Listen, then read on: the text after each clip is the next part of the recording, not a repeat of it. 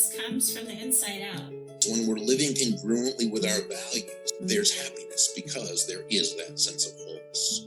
Wholeness is when the way of your being matches the truth of your being.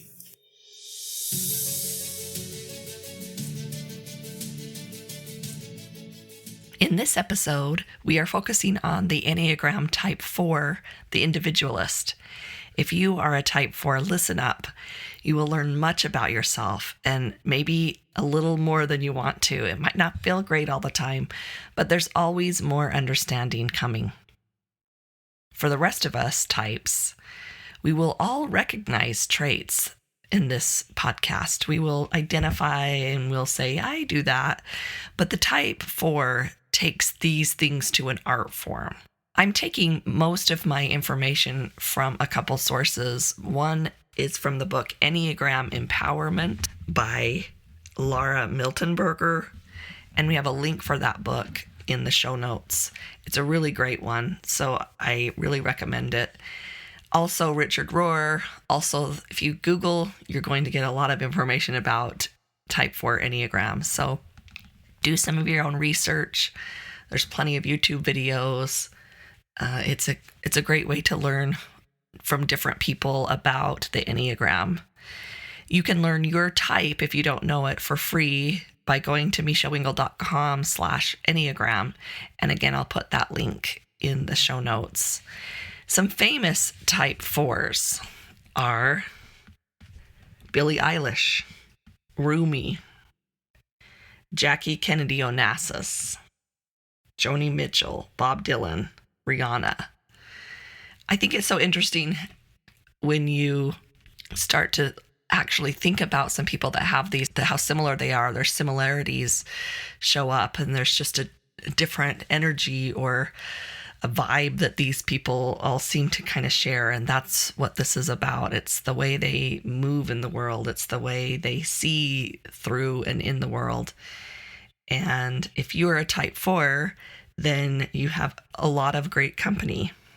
Type 4s are sensitive, authentic, expressive. They're introspective. They're gentle, creative. They're moody.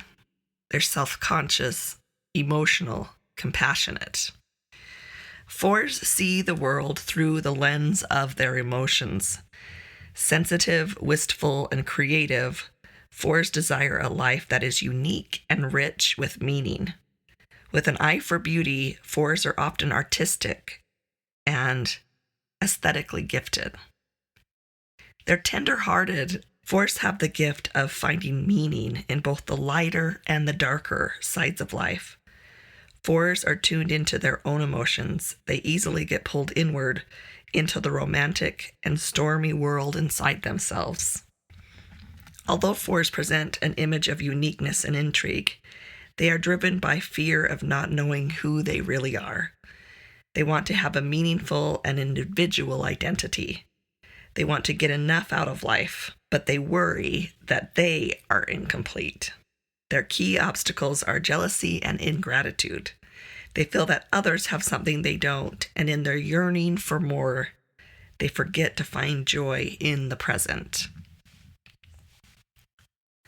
Enneagram 4 types might say these things about themselves. I rarely see things as black and white. It feels like I'm missing the puzzle piece in life that would make me feel settled, like I had arrived. I'm good at making things beautiful and meaningful. I've been told that I've been too dramatic. I feel misunderstood a lot of the time. I am drawn inward toward melancholy things like sad music or a dramatic, cloudy landscape. I feel like others have reached a level of satisfaction with life that I haven't yet received. I'm sensitive and my feelings are intense. Any single feeling can take over my whole body in a moment. I romanticize everything. I can be extremely moved by a song, a movie, a conversation, or even a trip to the grocery store. These are amazing people. amazing. Their key motivations for a type 4 are to have a unique identity, to live a significant life, to be loved and understood. And like probably many of you, I can identify with these things. Though I have things in my life that come right up that say, yeah, that's me. I want to be different. And we talked about in the introduction, those subtypes. For me, that's why that subtype made sense, where I want to be different. I want to live a significant life. Yeah, of course, right? And to be loved and understood. These are their motivations, meaning when they make a decision or when things come into their lives, the reason why they do things will probably be something about needing to be different or looking well and being significant and being loved and understood. Their fears may be, I'm not sure who I really am. I'm ordinary and insignificant. I will never be loved for who I am. Really fearful of those things and wanting to make decisions to make sure those things don't show up. The type 4 is called the Individualist. To work with these fears in the Enneagram, we use that individualism, which is both a virtue and a vice, when we're seeking to transform. So a fear of I'm not sure who I am, because we're an individual. Type 4 is an individual. They don't need to belong in a group, and that's okay. Or I'm ordinary and insignificant. Well, you're an individual. You are unique. It's not ordinary. It's a uniqueness. And I will never be loved for who I am. Look for individual love. Love within yourself. Individually love. And then that comes through. So some things that can trip up the type 4 may be self-absorption. Because they are the individualist, they can be so individual that they don't understand what's going on around them, or they don't connect with other people's individualism, so to speak. They might have emotional unrest. There's a lot of emotional ups and downs. And they might have jealousy and ingratitude. Those are some obstacles. For those obstacles of self-absorption, remember that everybody's an individual. Feel into your individualness and then reach out and connect into someone else's.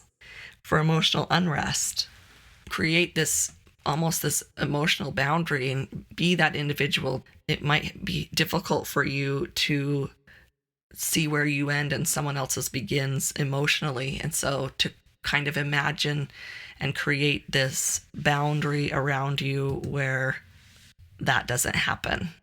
In their childhood, 4s have often had experiences of the present being unbearable and meaningless. Quite often, this was connected with a very painful experience of loss. This loss can be real, a death of a parent, an illegitimate birth, divorce, moving and being uprooted, or an undependable parent. Another child is born and that is preferred to them. Or it can be felt only emotionally. Positive role models may have been missing. Thus, the child in the search for identity turns toward the inner world. Because the original source of love was missing or was too weak, new sources of love had to be created in the imagination. The longing of 4s is directed to that lost love. It is a yearning to go home. They look forward to the day when the great love will come back, and they usually have convinced themselves this great love will redeem them. Some considerations for growth for the type 4 individualists are: know that you are not missing something. You are already a whole and complete person just as you are, and your uniqueness is irrefutable. What will you do now that you have already arrived in wholeness and completeness? You might want to ask yourself. Another idea is to observe yourself and ask, am I investing my time and energy into my thought life or into my real life? The more you act like the kind of person you want to be, the more you will feel sure of who you are. It's okay that you withdraw into your own world to process things, but make sure you come back out and actively participate in shaping your own life, because the actions you take today create your future. Don't give emotions more power than they have. Emotions are important, but they are ultimately just something you experience. They are not you. Emotions tell the truth about how you are feeling, but they don't always tell the truth about reality. They don't have the power to read anyone's minds or motives, and they can't see as many sides to a situation as you can. You are bigger than your emotions. I think that's so true. It's such a balance between, we've kind of been telling us that emotions don't matter. They do 100%. We need to accept them in order to process them, in order to make them not get stuck within us. And yet we can't just run around making emotional decisions, or we can't just assume that because we're feeling this emotion, we understand what the other person meant by what they said or whatever. That can happen a lot. There's like this misunderstanding force can have with other people thinking that their emotion is telling them reality, and that's not always the case. Another consideration is, know that while you are beautifully complex and unique, you are not an anomaly. You belong here. You fit in here. You are here on this earth right where you are, just as you are, because you are meant to be here. Just because you're an individualist doesn't mean that we don't need individuals. So let those two exist at the same time together. Realize that fulfillment and contentment will only happen for you in the present. There is no person or thing in the future that will bring it to you. It is not on the road ahead. It's not missing inside of you. It's not something you haven't figured out yet. Contentment is an inside job. You will need to find it for yourself, but be sure to reach out and support in your pursuit. In so many different ways do we, or type 4s, think someone else has an answer that's better than the one they have. And while that's not a false statement, we need to make sure that that belief isn't pulling from who we are, or pulling from the contentment inside of us and believing in ourselves and letting ourselves be enough. So into the empowered thinking of a type 4, remember their motivating fears are, I'm not sure who I really am. I or the things I produce may be ordinary or insignificant. These are fearful of these things. Or that I will never be loved for who I am. A negative thinking example may look like, I feel so jealous lately. They must have feelings for someone else. Why else would I feel this way? This is emotional reasoning. This is what I was talking about before. I feel jealous, therefore they must have done something. Or why would I feel this way? That's a very big trap of the type 4. But an alternative empowered thought would be, I am feeling jealous. But I know that jealousy is a feeling and it's not a fact. I will take the facts of the situation into consideration. For a type 4, it's really important. Again, they're going to go inside and have this conversation. We need to come out and have this conversation. 4s need to recognize that conversation that's going on within, because they might think that they're having it outside when they're not. And it's important to get it out and speak it in order to find what's going on, because most of the time it's probably far more complex than that, even that one feeling. Another example of negative thinking type 4s might have is, I made a big mistake at work. My boss is going to be so mad. I'll probably get called in. I might even get fired. That would look so bad on my resume. So an empowered thought would look like, I made a mistake at work, but I'm human and humans make mistakes. So I'm hopeful that my boss will be understanding. This is more likely than me getting fired. And finally, another example of negative thinking would be, I would never say that unless I was super angry. They must be angry. So we're mind reading again. An empowered thought would be, what they said sounded angry to me, but I cannot read minds. I will have to ask them what they meant if I want to find out. So getting curious is really, really important to a type 4. To recognize when they get that hit, they'll probably feel it emotionally. But all of these things you can feel that hit of emotion, and to use that as an anchor to say, oh, I felt a big emotion. Let's get curious. What's really going on? I'm feeling this. Is that true 100%? Do I know it's true? And then getting curious and being very clear about asking questions, not accusatory, like, why, what were you probably meant something, or even to say, hey, right, I'm just getting a hit of this feeling of anger, and I just want to make sure that I'm reading the conversation correctly, or that I'm reading our interaction correctly, because I didn't mean to make you angry, or that kind of thing. But to be very clear outwardly might be a struggle. But if we can understand that using that way of doing it helps to relieve those motivating fears, I think type 4s would do it. I think it would be a motivator, because those fears are really heavy for the type 4. A really good empowering question for the type 4 is, what are the feelings and what are the facts?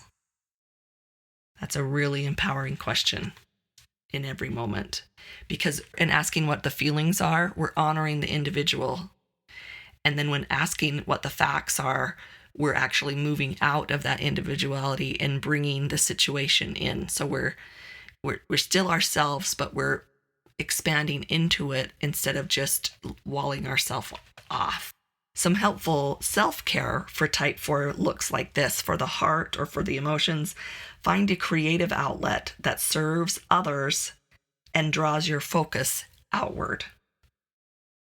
Make a gratitude collage with photos, magazine cutouts, textiles, or other materials. So something beautiful, but it's really about gratitude and grounding gratitude in. She says, find a box or a locket to hold your feelings when you are not able to. When big feelings sweep in, but your attention is needed elsewhere, you can acknowledge the feeling for what it is, and then visualize placing that emotion into this box. It's all your own, only yours, and then you can get back to it later. Really good self-care.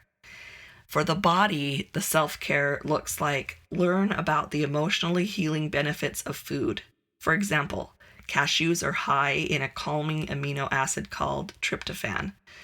Use food to honor your emotions instead of trying to change them. That's big.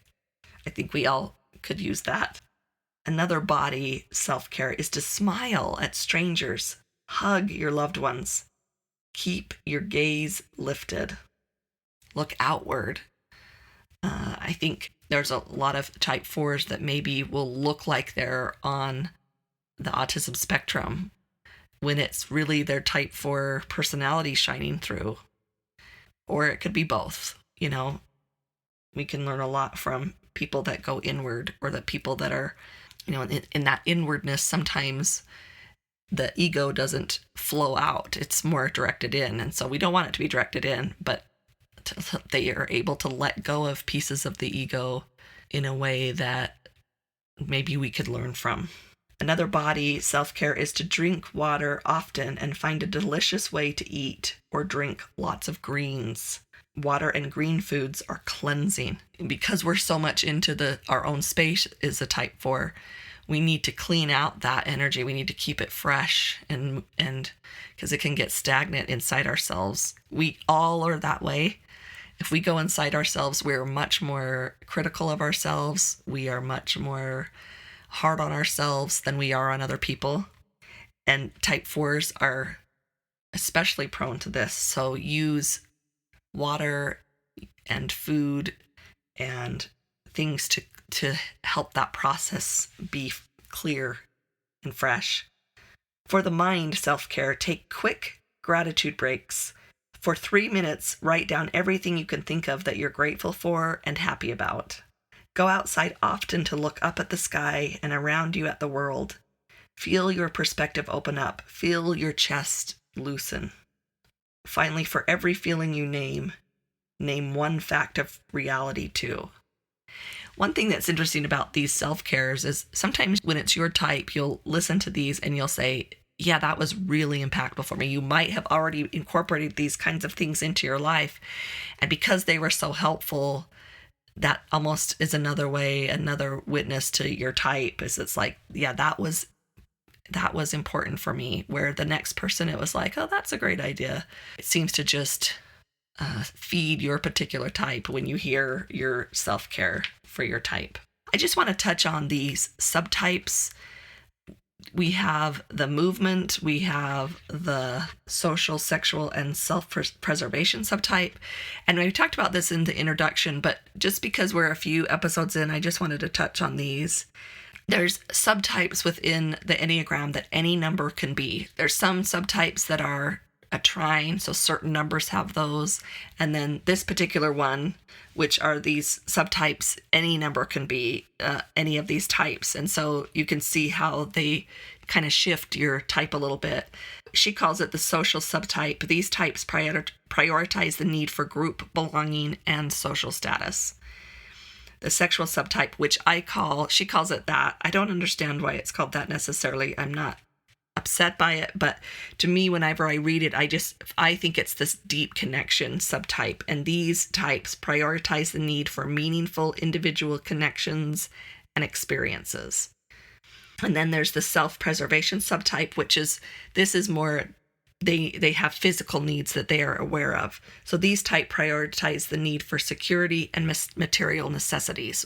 They always know when it's time to eat. It's like, we got to get some food. They're just very aware of that.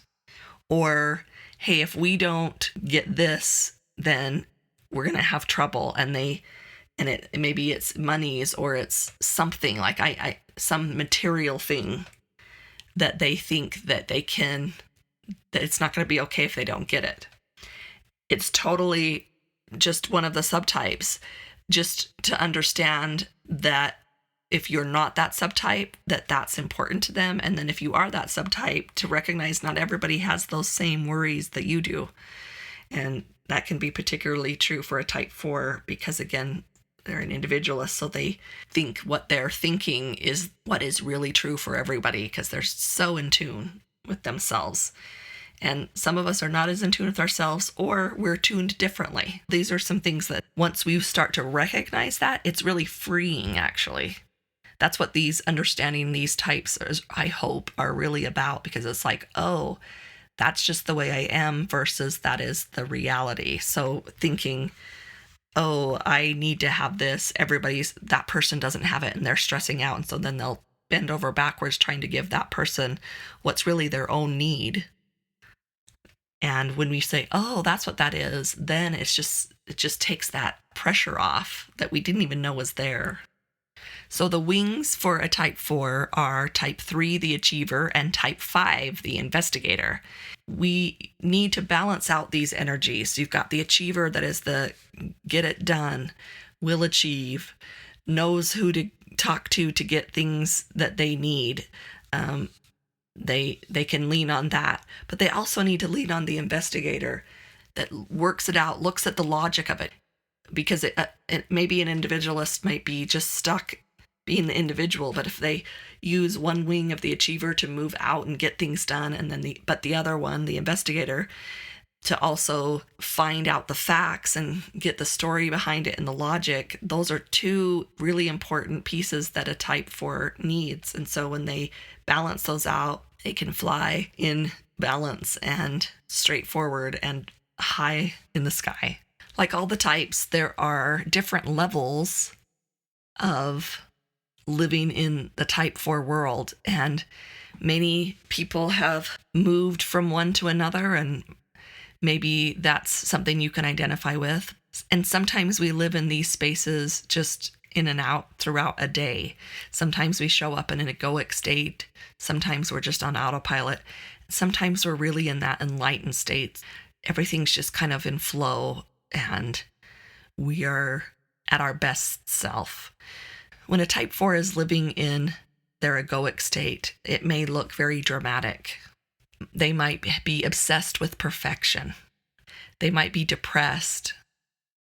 They might put themselves down, or that might be a way that they think they are being kind, but it's an egoic frame of mind to put yourself down in order to make someone else feel more comfortable, or maybe to beat somebody to the punch, right? Because we're fearful that we're not enough as a type 4. So I'll say it first so you don't have to. Just think about that as the egoic way of living. Type 4s can also be very envious in the egoic state, where they compare themselves with other people. On autopilot, type 4s can look introverted, they can be moody or melancholy, they can be insecure or hypersensitive. It's kind of where they just hit mid-ground without any effort, maybe, or maybe without their wounds being poked, so they're just going through life on autopilot. And I think that's a good way to look at it is when we move into that egoic state, that there's a wound getting a little hit.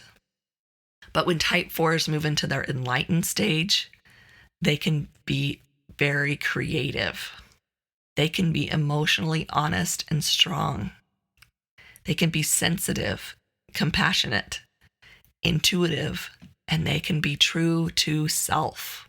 I think that's fascinating that the individual who maybe starts out in separation from others, maybe in that egoic state, it's like, no, I cannot be like everyone else. And that's where the emphasis is trying not to be the same. Almost the same thing, but in an enlightened version, it just becomes true to yourself. And there is no kind of angst about it, or there's no comparison. It's just being comfortable with the truth of yourself. And then when you present yourself that way, we all honor it. We all do not question it for a single moment. The type 4s are in the feelings wisdom, of course. They get most of their knowledge through a feeling, through the emotional part, of course.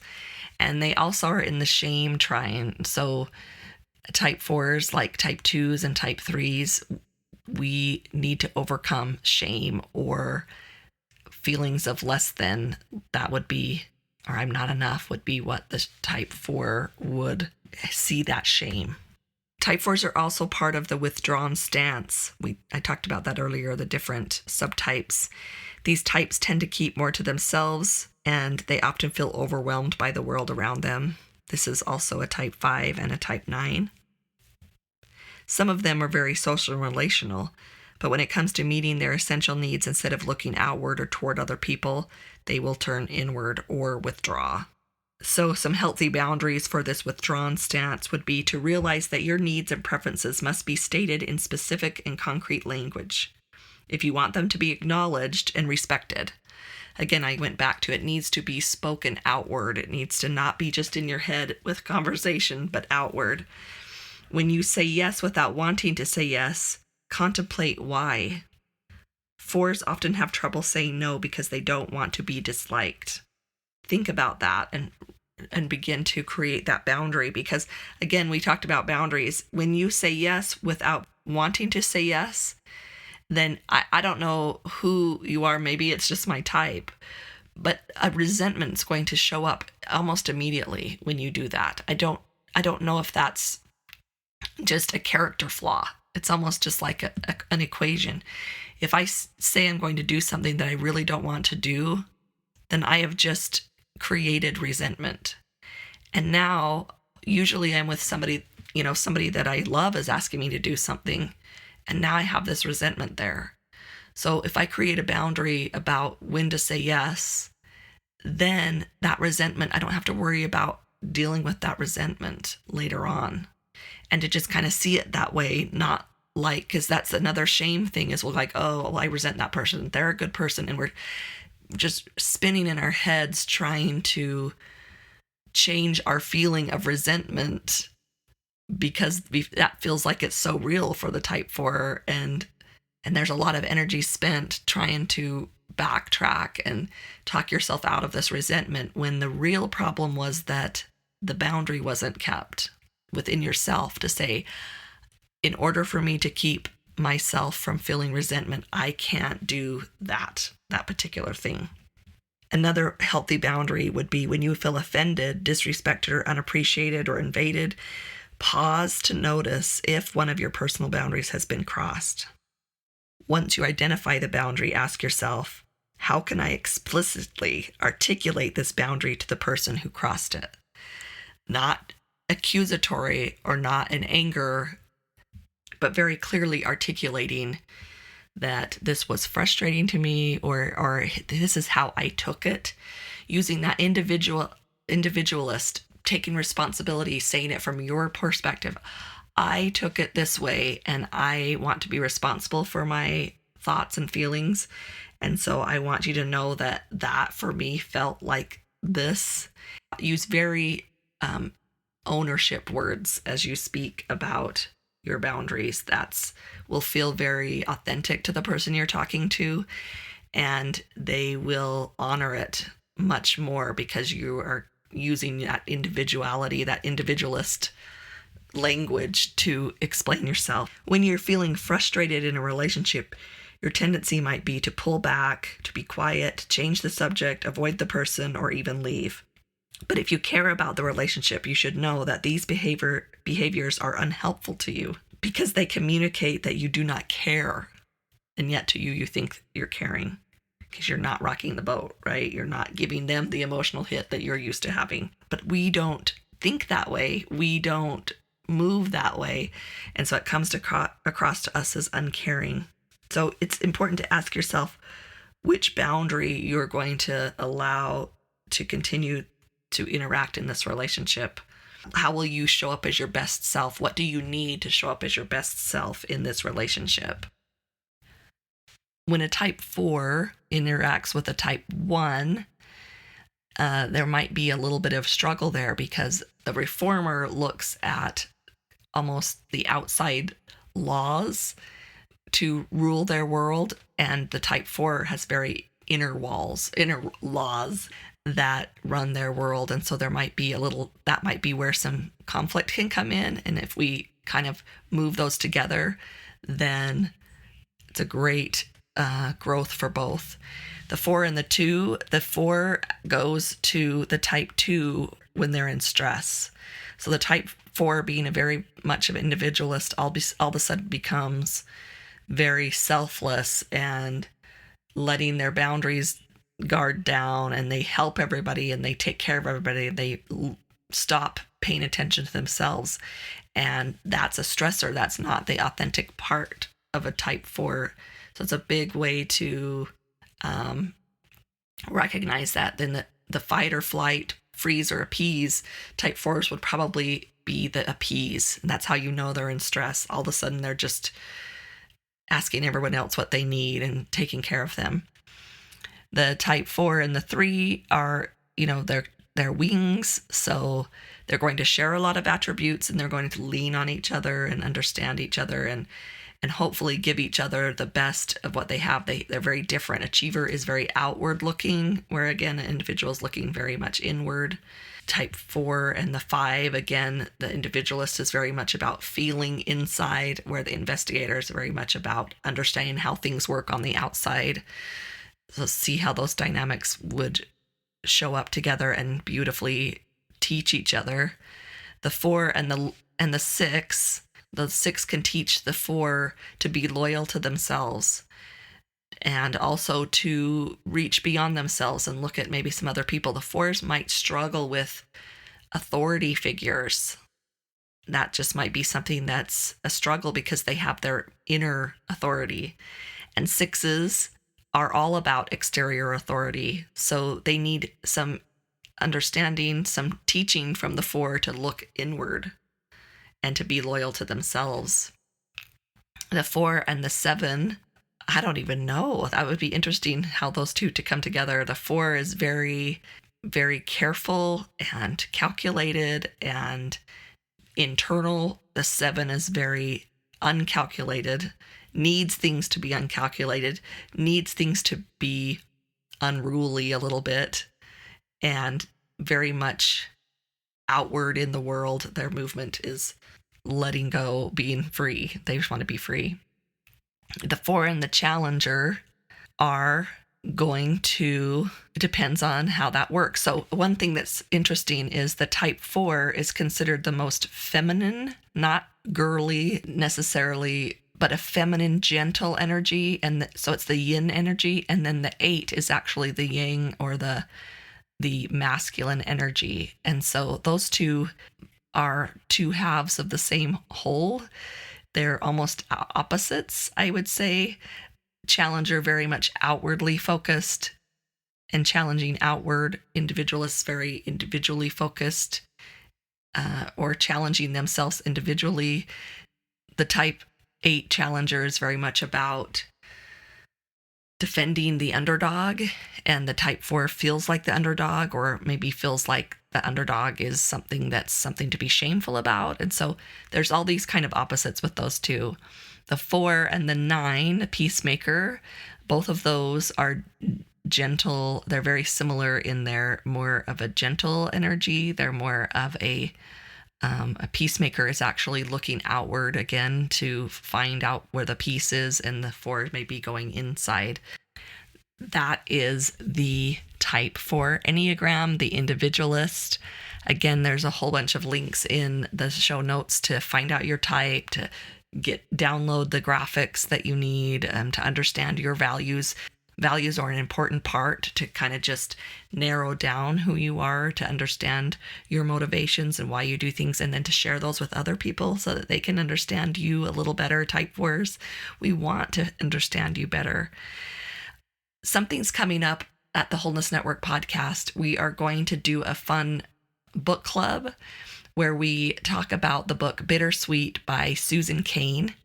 I will put a link also in the show notes. We're going to have a big Zoom class and talk about it, talk about the idea of bittersweet. When everybody talks about the new normal, that we're in the place of new normal, I think bittersweet has a lot to do with where we're at in our world right now, that there's a lot of positives and pain happening at the same time. And so how do we calibrate to that? How do we think about that? What do we do with that? And we'll talk about that. It's coming up July 13th.